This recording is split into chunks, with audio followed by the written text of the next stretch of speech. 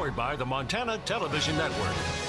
This is the 530 News on KAJ, Montana's news leader. Good evening and thanks for joining us. I'm Don Fisher.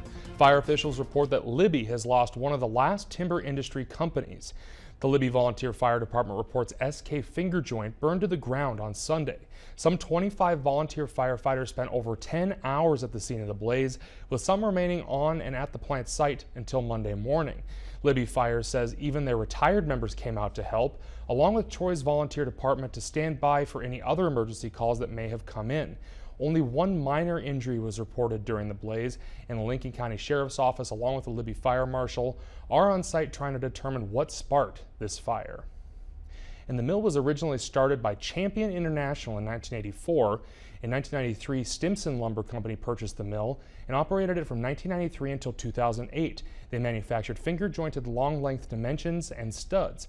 In 2008, Stimson sold the mill to Lincoln County and ceased operations. In 2014, after extensive private investment and machinery upgrades, SK Finger Joint opened under a direction of Dan Keener, a former Stimson employee and millwright. And the mill has created positive economic impact to what was once a thriving timber-based town. Governor Steve Bullock says he will call state lawmakers back to Helena next week for a special session to address the state's budget gap. Budget made the announcement this afternoon after weeks of speculation and said the first hearings will be next Monday, with a special session officially starting on Tuesday. The state is facing a projected budget deficit of $227 million due to the high firefighting costs and lower than expected tax revenues. Bullock was authorized to make up to 10% of cuts of state agency funding to close the gap, but said those cuts would have hurt people who rely on state services. Instead, he's proposed $76 million in cuts, with the remaining two-thirds paid for by legislative changes, including temporary tax increases on rental cars, hotels, and campgrounds. No one believes there's a perfect solution, a solution that'll make everyone happy. But we agree on more than we disagree. But Bullock's announcement immediately drew opposition from state Republican leaders. House Speaker Austin Knudsen issued a statement criticizing the expense of a special session and saying the governor was asking for a tax increase before making an effort to reduce non-essential spending. Montana's largest health insurance company has a new leader. Blue Cross Blue Shield of Montana has named Dr. Monica Berner its next president. She was previously the company's chief medical officer and medical director, and before that she worked at the County Health Center and at Fort Harrison. Berner is the first physician to serve as Blue Cross Blue Shield president, and in a statement she said she wants to build on the company's successes and encourage innovation. Berner is replacing former president Mike Frank. Frank will continue to oversee health plans in Montana as a vice president with Blue Cross Blue Shield's parent company. And switching to weather, cool temperatures but less snow forecasted this week.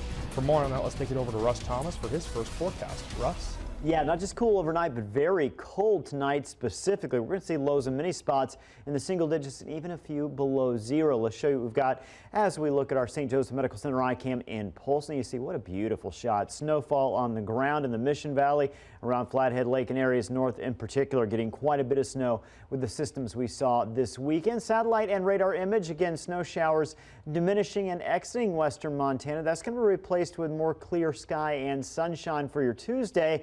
But again, those numbers are going to be on the chilly side. We'll have the rest of your forecast coming up in just a few minutes. All right, thank you, Russ. In national news, authorities say the deadly shooting at a small Texas church Sunday stemmed from a domestic incident. The gunman killed 26 people and wounded 20 others. Meg Oliver reports from Sunderland Springs, Texas. FBI agents used metal detectors to comb through the murder scene outside the First Baptist Church of Sutherland Springs, Texas. Authorities say 26-year-old Devin Kelly opened fire during services Sunday, killing more than 24 people. There was a domestic situation going on within this family. The suspect's mother-in-law attended this church. We know that he had made threatening texts from him. The victims range in age from 18 months to 77 years old. One of the victims was 14-year-old Annabelle Pomeroy, the daughter of the church's pastor, Frank Pomeroy. He and his wife were out of town when the massacre happened. One thing that gives me a sliver of encouragement is the fact that Belle was surrounded yesterday by her church family that she loved fiercely. Authorities say as Kelly left the church, a Good Samaritan who lives across the street exchanged gunfire, wounding Kelly before he drove off. The Good Samaritan then jumped in a truck driven by Johnny Langendorf, and they gave chase. And said he just shot at the church and said we have to get him. I said let's go, and that's what we did. Investigators say during the chase, Kelly called his father, saying he had been shot and didn't think he was going to make it. When police caught up with him, he was dead. Investigators believe from a self-inflicted gunshot wound. Kelly served in the Air Force but was court-martialed in 2012 on charges he assaulted his wife and child.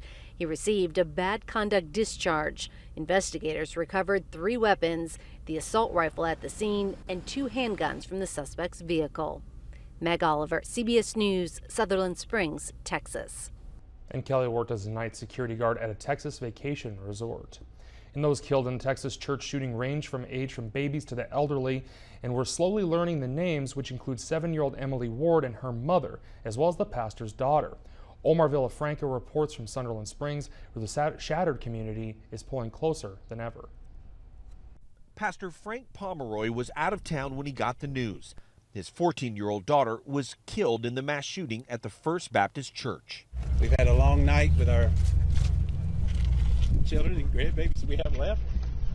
His wife, Sherry, delivered their statement when the pastor was overcome with emotion. She said the only comfort is that Annabelle was surrounded by her community. We were a very close family. We ate together, we laughed together, we cried together, and we worshiped together. Joanne Ward was also among the victims, along with her 7-year-old daughter. There was a pregnant mother of 5, and one family says they lost 8 relatives.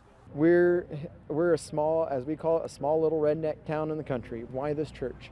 Why people that I grew up with? Gloria Jimenez spent many Sundays at the church. Heavy, hurting for the victims, for the families. There's just no words to describe. Among the more than 24 killed, the youngest was just a baby. Inside the church, the deceased actually ranged from 18 months to 77 years of age. Pastor Pomeroy asked the community to turn to their faith, saying he does not understand why this happened, but he knows that God does. Omar Villafranca, CBS News, Sutherland Springs, Texas. And of those 20 that were wounded, 10 remain in critical condition. President Trump has begun his 12-day tour of Asia with a visit to Japan. And while meeting with the Prime Minister, President Trump spoke on topics ranging from improving trade with Japan to the tense war of words with North Korea. The president also insisted gun control isn't to blame in the deadly church shooting in Texas. Stephen Portnoy with the president in Tokyo. This is a mental health problem at the highest level. At a joint press conference with Japan's Prime Minister, President Trump insisted Sunday's mass shooting in Texas does not warrant new gun controls. This isn't a guns situation. Fortunately, somebody else had a gun that was shooting in the opposite direction. Otherwise, it would have been as bad as it was. It would have been much worse. Earlier, the president focused his attention on bolstering U.S. trade in this region. It's one of his main goals on this 12-day Asian trip. Last year, the U.S. trade deficit with Japan nearly reached $70 billion. In a speech to CEOs here in Tokyo this morning, the president accused his hosts of being unfair trading partners. He called out the executives of Japanese automakers sitting right in front of him. Try building your cars in the United States instead of shipping them over. Is that possible to ask? That's not rude. Is that rude? I don't think so. The president wraps up his visit to Japan tonight. He heads to South Korea tomorrow. Stephen Portnoy, CBS News, traveling with the president in Tokyo. The Japanese Prime Minister said North Korea dominated talks with President Trump, announced Japan will impose additional sanctions on Pyongyang in response to its escalating nuclear development. And coming up after the break, as fears of nuclear conflict with North Korea grow, one developer is preparing for the end of the world. And later, it may be over 2 weeks until Thanksgiving, but crews are already preparing for the Macy's Thanksgiving Parade. That and more coming up on KAJ.